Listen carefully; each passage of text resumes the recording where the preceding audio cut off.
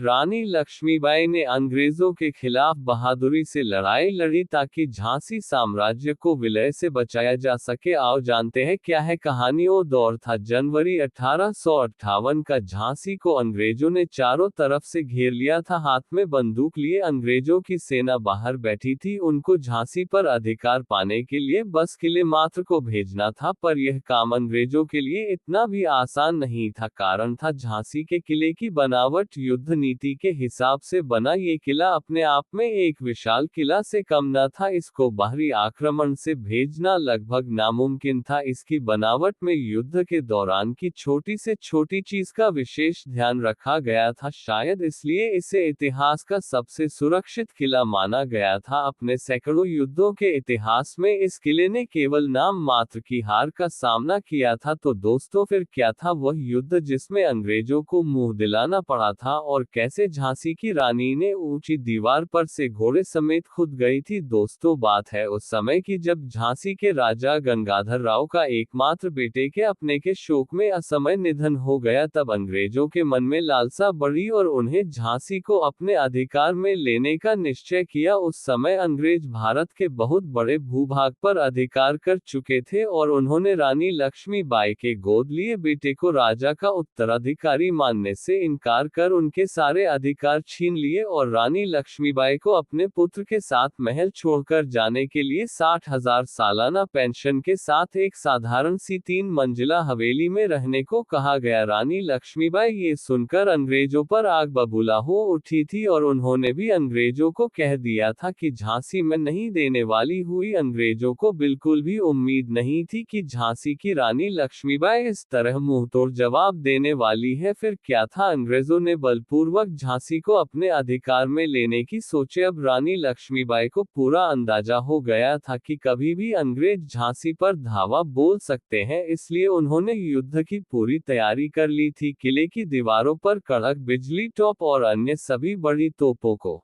यहाँ तक कि रानी ने अपने महल के सारे सोने और चांदी के सामान टॉप गोले बनाने के लिए बेच डाले थे। रानी के विश्वास पात्र तोपची और गौस खां और खुदा बख्श, जो दूर से ही दुश्मनों को गोलों से उड़ाने के लिए जाने जाते थे, उनको इन विशाल तोपों से हमला करने की जिम्मेदारी दी गई। यहाँ पर इतनी भयंकर तोप थी जो 2 किलोमीटर दूर से ही दुश्मनों का सफाया कर सकती थी। रानी ने अपने अद्भुत रणकौशल से किले की मजबूत घेराबंदी की 15 एकड़ में फैला ये झांसी का किला 312 मीटर लंबा और 225 मीटर चौड़ा है। इस किले का निर्माण और सा नरेश वीर सिंह जूदेव ने 1602 में शुरू करवाया था और लगभग 11 साल काम चला और 1613 ये बनकर तैयार हुआ। किले में लगे कुल 22 टावर हरदम हथियारबंद सैनिकों से लेस रहते थे। तो झांसी के बीचों बीच स्थित किले पर से पूरे शहर की हलचल देख सकते थे। चारों तरफ बनी विशाल दीवारों के दोनों तरफ गहरे नाले थी जो किले की परकोटा नमक संरचना में स्थित लोगों को सुरक्षित रखने में पर्याप्त थी। इस किले की दीवार में छोटी छोटी खिड़कियों को इस प्रकार बनाया गया था जिसमें से सैनिक अपनी बंदूक और फिर कमान से बाहर बैठे दुश्मन को बिना नजर आए आसानी से मार गिरा सकते थे। दीवार की खिड़कियों से कड़ी नजर रखे सैनिकों की गोलियां अंग्रेजों का इंतजार कर रही थी। तभी अंग्रेज वहां अपनी सेना लिए पूरी तैयारी के साथ किले पर चढ़ाई करने आ पहुंचे। उन्होंने उनके पीछे की पहाड़ी के सहारे छुपकर तोप के गोले दागने शुरू किए। रानी लक्ष्मीबाई ने गोले दागने का आदेश दिया। सैनिकों ने पल भर में रात के अंधियारे को गोलों की आग की जगमग में बदल दिया। अंग्रेजों ने किले को घेर कर चारों तरफ से एक साथ आक्रमण किया। अंग्रेजों के पास उस समय की लेटेस्ट जर्मन मशीन गन और तोपें थी, पर रानी के साथ और किले की मजबूती के सामने अंग्रेजों की एक न चली। रानी लक्ष्मीबाई के किले में से अंग्रेजों की सेना का सफाया कर रहे थे, पर अंग्रेज एक पत्थर भी ना हिला सके। जंग को एक तरफा देखकर अंग्रेजों का मन बैठने लगा। अंग्रेजों की हर तरकीब उनको हर ओर से नाकाम होती दिख रही थी। अंग्रेजों ने जंग को लगातार 8 दिनों तक बाहर से आक्रमण